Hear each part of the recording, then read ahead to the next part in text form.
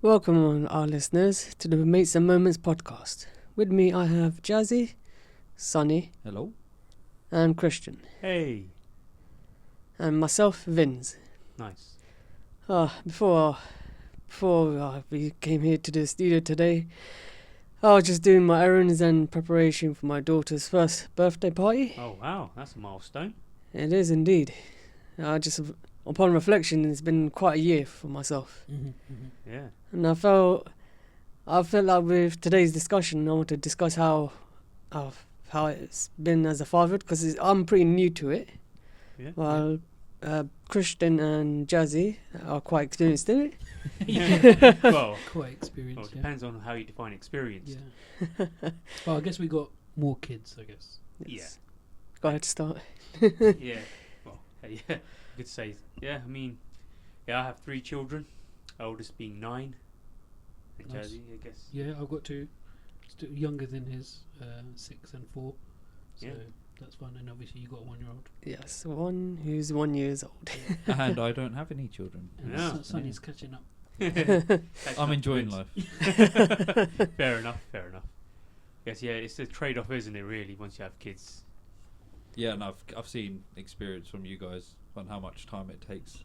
Yeah. So I'm not in that big a rush. I think I'll enjoy the moments that I don't have with kids right now. Yeah. Yeah, Fair it's play. a fair point. That's fair. It's all personal, really, to Mm. everyone, and yeah, it's about whether or not you can invest into that, and if you really want to invest in that, I guess, into nurturing and Yeah. being a parent.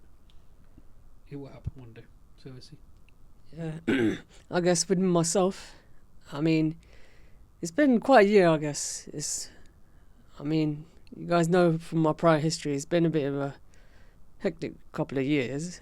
But I want to talk more about how fatherhood has impacted me in this past year. Nice. Yeah. Okay. I believe I've been an uncle to many a niece and nephew. Now that I get to experience being a father, it's kind of was excited in the beginning, and I feel like I've taken to it a little bit well. Yeah. I've been enjoying the fun moments where I just get to just tickle them, cuddle them a little bit, and just having fun moments, getting them to smile and laugh. Yeah. And Changing nappies? no, not yet. Oh, wow. I got away with that. No, Show not that yet. responsibility. For the whole year, you haven't changed nappy. Naughty Vinzi. Wow. Wow. Poor missus. Yeah, exactly. I wonder what she's going through. Oh, she makes me watch it.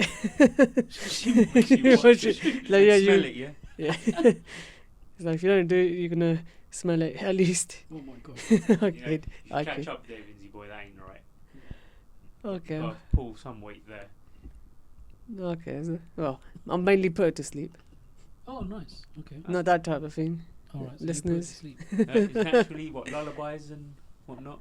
Rocking her, Just- lullabies. You're standing and rocking, and a swing and sway. Seem to work on a few of the nieces and nephews. It seems to be working fine with my daughter quite recently. Yeah. I do have a question about that, if you don't mind, about Sure. what's the difference between obviously you being an uncle to so many nieces and nephews to now you having your own child. Like, obviously you've said that you've taken care of your nieces and nephews in the past, and how is it different with your own child, if there is a difference? I guess with the nieces and nephews, I don't necessarily. I have them for a shorter period of time, and then when it gets to the more important stuff, I can just pass it back to the parents, or to the nan and granddad, or nan rather. But do you, as an uncle, do you still feel like you're a father figure to your nieces and nephews? I feel like, I guess I was a bit younger. I guess I used to play with them a lot more, gave them quite a bit of my time and attention, I guess. So like an older sibling, maybe. Yeah. Sure. Well, I guess the traditional uncle role, innit? Like the fun old uncle who can go to uncle and just chill out. Oh, I shuddered the day when some adolescent just calls me an uncle. It just shows how old I am. Yeah, I guess that's the traditional connection, isn't it? Everyone's an uncle, I guess. At some point, Yeah, or an auntie.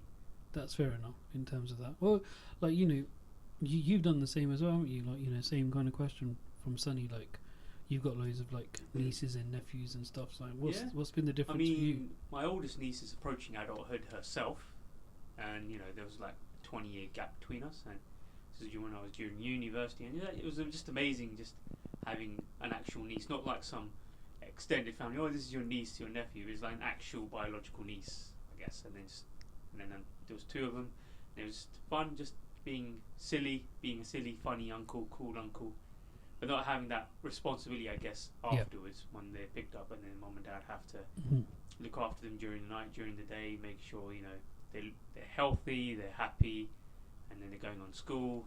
So I guess that's something I would have anticipated when I have my own children, and I guess it doesn't get emphasized enough, I guess, when you're going from being single to married and then becoming a parent, or even single and becoming a single parent, is that the amount of responsibilities you have during the night. If you have a child that doesn't sleep well, or that they have their own little challenges, maybe they have some illnesses that they may have been born with, or if they need more company, or if at school they've got separation anxiety where they just cannot be independent, they need their parents at them at every step.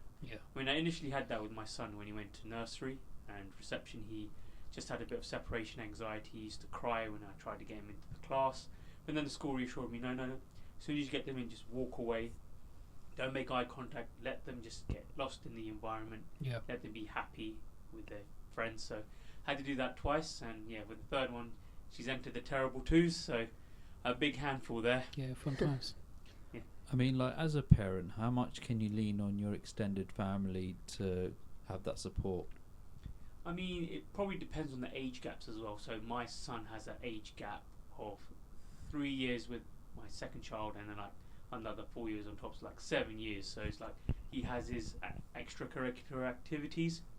And obviously my youngest, she has her nap times, and it's just trying to schedule a way where I can take him to his classes, keep an eye on him in terms of his studies. And then if it's crunch time, then I will go to my parents or my other siblings to help look after my youngest. Or if, say, one of them's ill and I have to take them to the emergency treatment centre for something, and then obviously the others can't come along because you can't bring too many younger siblings to the hospital, I guess. So then they're there, and also I'm just lucky that my house is very close to my parents. I know some people say they live like 10 minutes away, 20 minutes away, other sides of towns. Mine is just literally down the road, so I'm very fortunate that I have 24/7 babysitters, basically. Yeah, no, good. Yeah, I think it's kind of similar for me as well. Like, I think fatherhood, just as a general thing, like, changes you as a person. Like, all of a sudden you kind of have this, I guess it's very strange to describe it, but you have like this unconditional kind of love for something else rather than yourself, or like, it's not like how you love your parents or how you love your siblings or anything like that. It's something completely different, because I guess it's come from you as in a sense. I agree. So like you feel something very different. It's I can't probably put good words to it, but it's something that you just can't replicate. There's no other feeling like it. More than your spouse. More than your spouse. More than your parents, I would say. Yeah. It's a real, because they've come from you, so you kind of feel like that's a part of you. The good, the bad, the not so ugly, as it were. Like that's the part of you. So you're kind of like, oh my god, that my child is doing this, and the sense of like feeling proud, or the sense of hurt that you get from your child, I don't think you get that from anything else. And I think as our human body just kind of develops, you develop that into whatever type of father you kind of become. Yeah, I agree with that. I agree as well with Jazzy. I tend to have this innate overprotection of my children. Make sure they're safe, and just making sure that nothing bad happens, or I always try and sacrifice or compromise myself without any issue. I would literally sacrifice a lot of things just to make sure that they're safe. And as fathers, do you try to do things that your father never did for you? Is that always something that, I don't know, like things that you want them to have that maybe what you couldn't have growing up? Funnily enough, you mentioned that. I do feel like I try and look at how my childhood was in terms of my interactions with my dad, or how he was, and then try and, for when I have children, try and make sure they didn't experience anything I have, which was, I was very introverted. I didn't really go to any extracurricular activities, didn't do any sports, but then I suppose the onus is on me to speak up about saying, Mum, Dad, I want to get into this, I want to do this at school, would you be able to pick me up afterwards? I didn't think I had that awareness, and I guess I thought with my son, let's see what he likes to do. I mean, he happens to be very active, he's got very good hand-eye coordination, don't want to put any bad omens, but he's got much better hand-eye coordination than I even have, and I thought, let's try and nurture that and get him to be as active as possible, and he's just so much more confident. He can get along with everyone, girl, boy, olders, youngers, and he's just so good to get by. And even in his parents' evenings, that the teacher's just saying how well-rounded he is as a person. And I think having like so much varied experiences from doing like 3-4 different activities, having 3-4 different circle of friends, it builds a certain characteristic, I guess. And he can just navigate, I think. I mean, that's what I'm projecting, I guess, in future when he grows up. Hopefully he innately builds up these social skills from doing these activities. He can progress. And I love to do the same for my daughters as well. Well, there is something that I wanted to say about, I guess, Sonny asked the question about, do we kind of do the same things, as our parents might have done or what our dads kind of did. But before I kind of go on to that, you also mentioned about how the role of kind of the extended family plays, in kind of helping the father or the parents kind of develop. And from my experience, I think it's super helpful to have people around you. I would recommend, if you have got people around you, it's the best thing to have, because of the fact that you're still new in understanding what the role is. And if you've had people who've already been parents before, or you've got other members who can like just take care of your child just for like 5 minutes, it just kind of gives you that little bit of break just to kind of go, oh yeah, I can just sit down for 5 minutes just in peace, and I don't have to attend to my child or I need to do anything. And there is that English saying that it takes a village to raise a child. And I really believe that. I think it really does. I think it's really super important that you do have good people and your family and friends around you who can help support you, especially in the early days. If you're a new father, like you are, Vinci, in terms of becoming a new father. What does that actually mean? How do you actually become a father? What is your role as a father? And if you've got some sort of, I guess, like from our previous experience, our own dads or wherever it might be, then that kind of gives us a good grounding, I think, in terms of that. And I guess you can never be prepared for parenthood. No, never. You can have all this research, but it's like when, like a couple of my family members, one of them had twins, and they were struggling because each parent had to divide their attention to one of the twins. And then there's one cousin who had a daughter, but then the second time his wife got pregnant, they had triplets. Gosh. That's four girls, and that was a full-time job for them. 100%. Parenthood is a full-time job. Being a father, a full-time job. Obviously, your role is going to be slightly different to your wife in terms of or your partner and what they're going to bring. But it is a full-time job, and it has its down times, and it's kind of really difficult at times. But it's also super rewarding. Like to be able to do that, you manage to put your child to sleep, or you manage to do a certain activity with your child.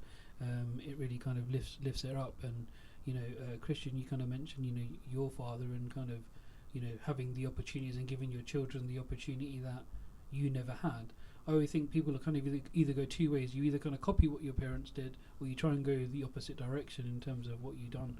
And I think I've done a little bit of both. I've kind of taken some elements of what my dad did, and some elements of what my dad didn't do. Like, my dad wasn't around a lot when I was a child. Especially in the first 5 years. So I'm like really with my children, and obviously now with working from home and all of those kind of shenanigans that we have, I'm kind of there visibly for them to kind of see. I suppose one thing that our parents, when they become grandparents, you actually see another side to them when they're with their grandchildren. 100%, fully agree with that. You see that they're completely different or opposite to how you felt treated by them, and then you see how they treat your children. It's like completely different. So when our parents, when your parents did become grandparents, did their relationship with you change? Yeah, I think so. I think there's a level playing field, more of a level playing field, I guess. I mean, they always still try and chime in about, make sure you're being nice to so-and-so, or, don't be too harsh on so-and-so. So I guess they want you to try and be more, less wired, more strung up. They want you to be more relaxed, be more kind, well, health-wise, my son and daughters always go for the sweets That's at their normal. house. So just spoil them a little bit. Yep. Because it's like, oh, come up 2 hours every day, visit. We'll spoil them, let them watch TV, go on the iPads, Yeah. and then end up sleep at silly o'clock when normally they sleep earlier for school. It feels like that your parents kind of were, let's say, stricter or a bit more constrained because they were going through the parenthood and making sure that they've set up their rules and whatever they want for you as a child. But then when they're grandparents, that pressure is off, and they can then, I guess, enjoy your childhood again through your children, basically, but then give it a different look because they don't have the pressure of like telling them off or being in charge of them in that kind of way, because that's your role now as a parent to kind of do. Yeah, kind of like being an uncle and auntie. They don't have that responsibility. They just get to enjoy the fun part. I guess because they're being uncle and aunties, they haven't been parent yet. So hypothetically speaking, and then there's some aspects, I guess. Yeah, some aspects. They kind of have that bit more of a detachment per se, and they can just literally enjoy that. But I guess from my talking to my own parents as well, it's like they get to see our childhood again because it's another child from you, and then they can go, oh yeah, I can like do whatever I want with them, and I'm going to give them so much love and affection, even though my parents did give us love and affection, but even more so without the restrictions and tightness around. I mean, just going back to the topic about, I guess, fatherhood, I'll ask Lindsay the question, how much help has perhaps your father provided you, or growing up for yourself, and also now him being a grandfather to your daughter? I think with my father, I think. Oh, you're right, David. Yeah, He's just struggling. He's just thinking to see how his dad has helped him. Yeah. I mean, he has helped, as in he's always helped financially. He's like, no, he always made sure we always had a meal on the table, and he was always working the late night shifts, I guess. I mean, I wouldn't say I've seen my dad that often in my childhood, I guess. Although I would wait for him pretty much when he's coming back late at night, like 8, 9, 10 o'clock, and I'm just sitting out by the front, just inside the porch, just waiting for him to knock on the door sometimes. Then when he comes by, he's all happy. And then when it's bedtime, he just carries me on his back, takes me upstairs. This was when like really, really young. Yeah. So that experience that you had with your father, has that impacted you on how you behave with your daughter? I guess, yes, in the sense that for my present situation, I'm not working at the moment, but I'm literally free. I quite give a lot of my time and attention to my daughter. Yeah. So just trying to be there for her as much as I can, just enjoy being there with her. Yeah. Because I just feel like she keeps me more at peace, I guess, during my time. Mm-hmm. that I have. Does it mean it's so nice you want to have it twice? So nice you'll give Sonny some advice. See what the doctors say. What about you, Chris? Yeah. Well, I guess how's your father helped you or impacted how you behave with your children? I mean, my father's a very soft-natured person, very quiet, very lovable, very nice.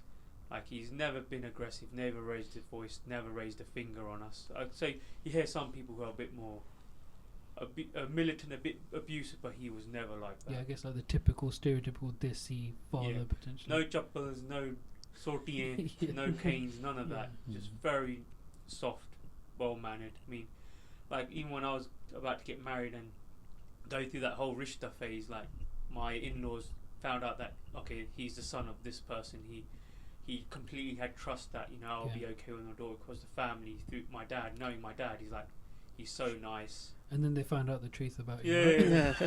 Oh, the hidden behind the That's curtains. right. And they were like, oh my God, what have we done here? Nah, but he's just he's so nice and soft, and he is.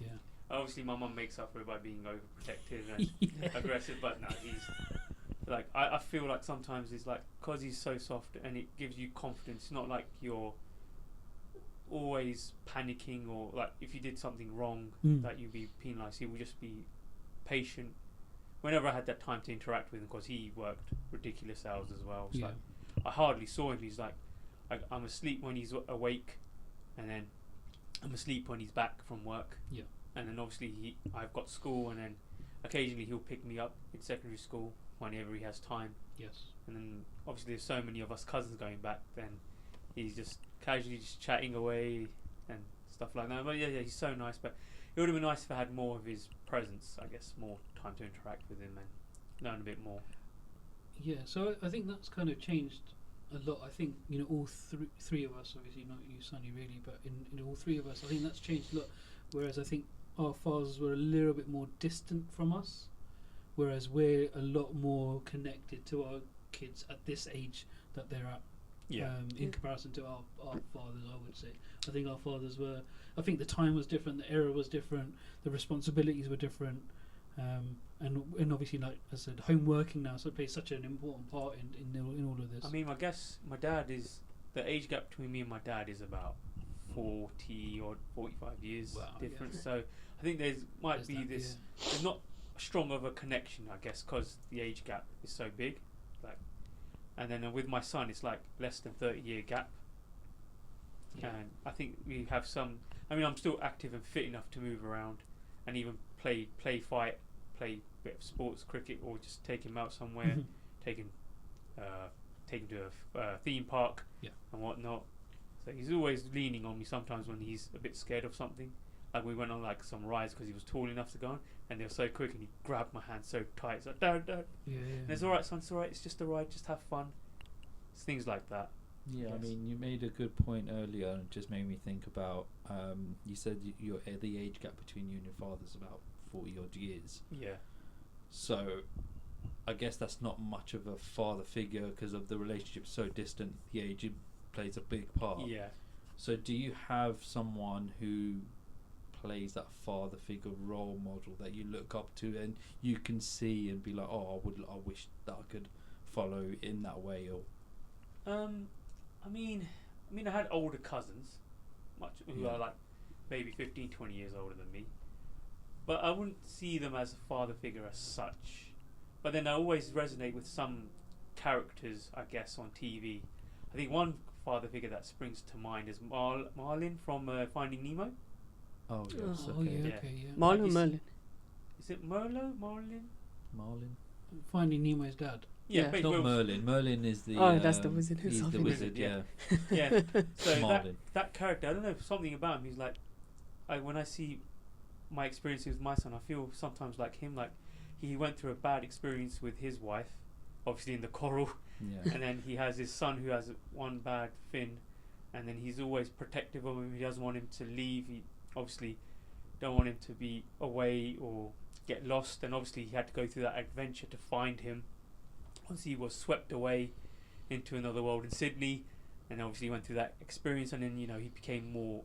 You can see his sacrifice, and like he wasn't scared to just go out and try and look for his son. However, whatever it took, basically. So there was something about that where he had coming of age, when it came to a point where his son was basically became separated from him. That he went through so much, and he did it as a father, basically.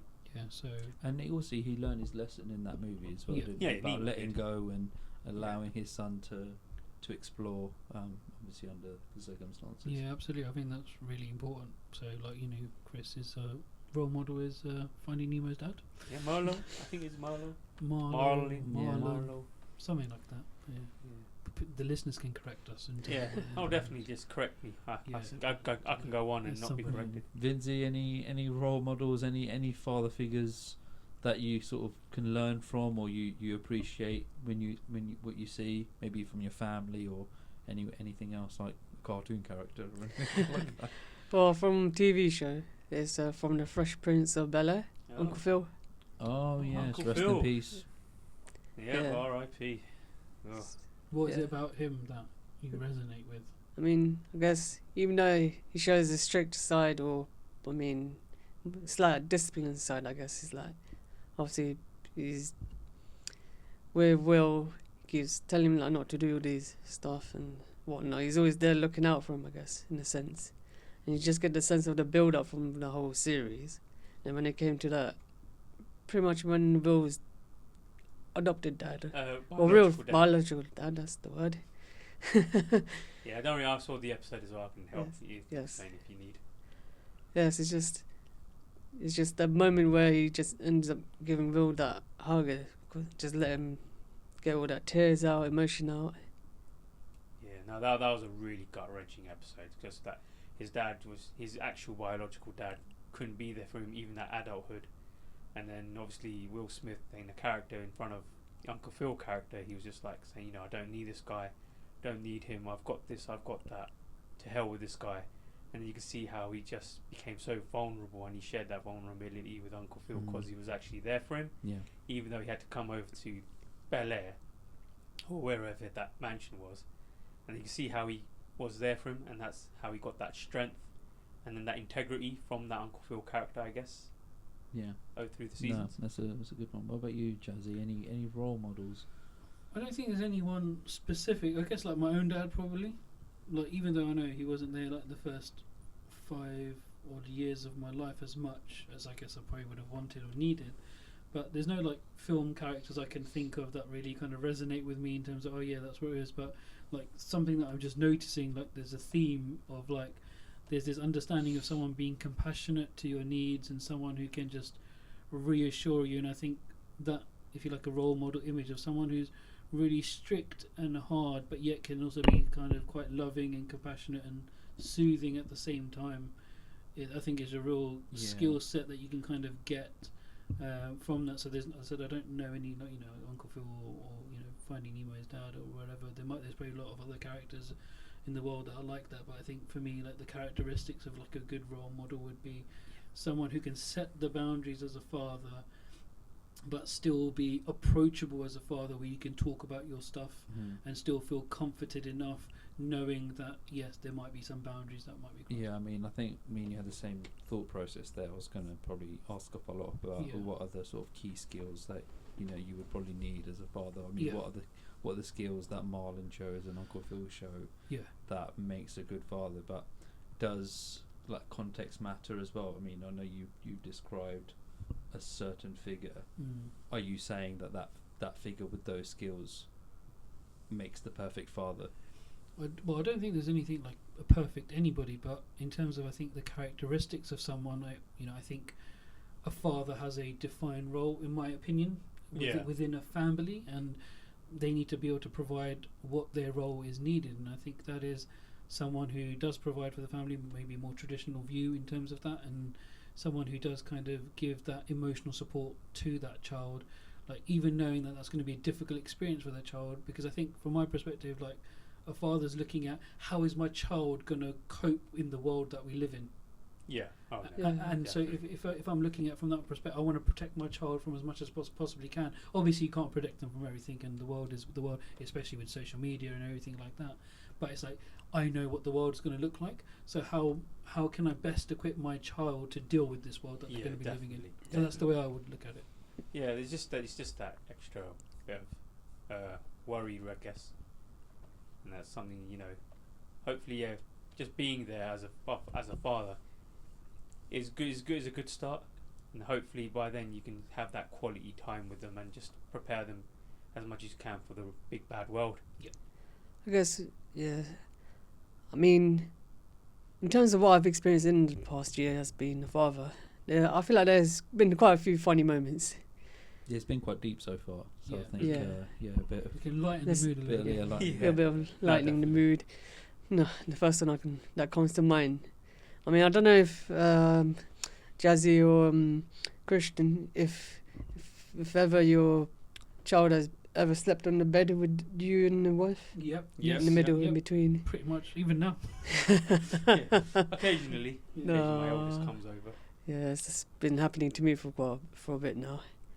And I think it's happened like 2-3 times now. But the first time was pretty much a shocker, because I was kind of half awake, and I was just watching, just check up on both of them. Yeah. And then the position that my daughter was in, she's in between, and it looks like she's going to do like a kick up. The wrestling move, she's going to kick up. Then she put it down. I thought, look away. Well, I just felt a little bit of movement on her feet. Just turned and look again. She pushed back again. She just pushed her feet and got hit below the belt. Oh. You got hit? Yeah, I got hit below the belt. Yeah, I got hit. I was just like, So she got hit below the belt. Yeah. All right, so sore one for you. Yeah, sore for me, yes. Yeah, kids can do that. Woke you up. Yeah. A good thing I I just half anticipated it, so it wasn't as painful as it would have been Yeah, sure. if his father was definitely asleep. I mean, I've had a couple of funny incidents with my son. It's like when he was growing up and he was like a toddler and he was learning to toilet train. Yeah. It's like one time, normally I just wash his backside after he's gone for a number 2 with a jug. Yeah. And normally he bends over and he grabs me from the waist. That day I was commando. Oh And then no, man. Basically, he grabbed so hard as I poured the water down and he yanked it down. I was like completely pantless. Oh, And I nearly fell as well. Oh gosh. Oh. Can't believe you shared that. Yeah, I can't believe you even said that. Yeah. Maybe I just felt too comfortable. Now Yeah, being a it dad, looks it's like like it. nothing phases me. I'm not Yeah, that. that's true. Nothing does. Everything's exposed, isn't it? Really. Yeah, and then when I was changing his nappy once, and he was smiling at me, and then he kept smiling and smiling, and I was, oh, he's so cute. And then I felt, why is my shirt getting wet? And then looked, he was just Weak. and then somebody goes, oh, take that as a compliment. He felt relaxed that he just Yeah. loosened himself. Enjoy it. Ask him to do it again. Well, not now. He's obviously he knows better not to do that. Here, son. Yes. Wee. Remember this spot? Wee. Yeah, I guess I don't think I've got any like funny moments per se, but I think like you know, my children kind of, I guess they say funny stuff or they do funny things. They're like in that inquisitive phase of their Yeah. life, so they kind of just do like weird actions, or they'll copy the habits that they've picked up from you or your family members, and they will implement them or they will copy them. So if I've like told them off or their mum's told them off, they will just copy that style of telling off with one another or something. Or you know, they've kind of like drawn something, and obviously kids' drawings can look you don't know what they look like really.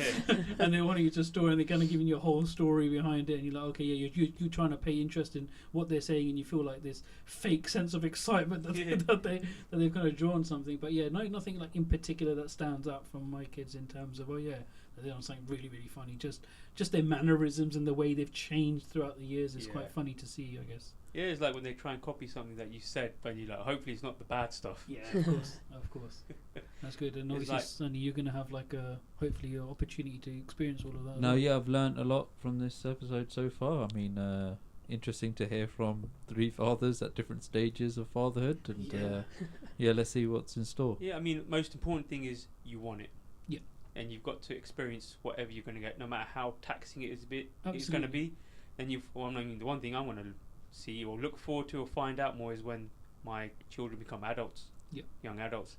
That'll be the next test, Yeah. I guess, as a parent. I guess just to add to that, what I would say is just embrace every moment you have in that moment with your child, because you're not going to get that time back. Yeah. Exactly. So yeah, I say it's not okay if you want to be single, but you know, if you want to go for this experience, go all in. So that brings the episode to a wrap, and I would like to say goodbye to one and all. See you later, everybody. Thank you. Thank you, everyone. Bye-bye. Bye bye. Yeah. And don't forget to kind of listen to us, subscribe to us, look at all of our Yes, thanks for social that, media Jazzy. contact. Yeah, no, you know, it's one of those things you always kind of forget, don't you, really? But yeah, just make sure you check in with all of us. But yeah, once again, thank you so much for listening. Take care and speak to you next time. Take care.